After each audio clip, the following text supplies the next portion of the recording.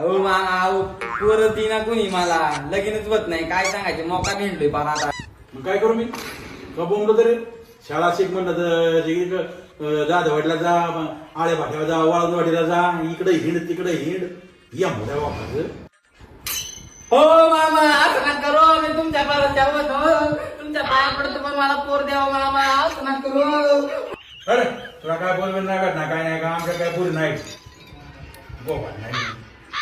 बर जातो मग काय. ए सांगा पुढे चालला.